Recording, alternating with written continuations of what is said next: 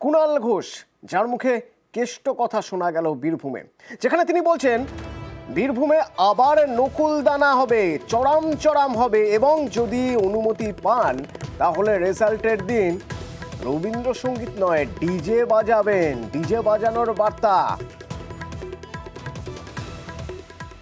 এবার দলের নেতা নেত্রীদের আমাদের বলতে হবে,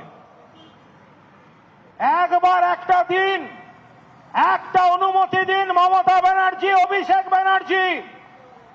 তৃণমূলের কর্মীরা বাংলা জুড়ে তৈরি, কোন রবীন্দ্রসঙ্গীত নয়, রেজাল্টের দিন বিকেলে ডিজে বাজাবো সারা বাংলায়।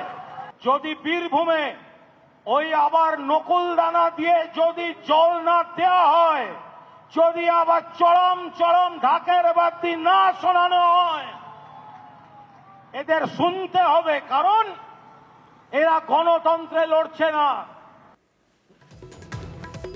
কিভাবে দেখছে বিজেপি?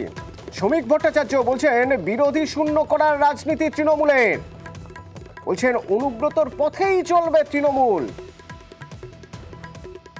ওর বাইরে তৃণমূল কংগ্রেস বেরোতে পারবে না।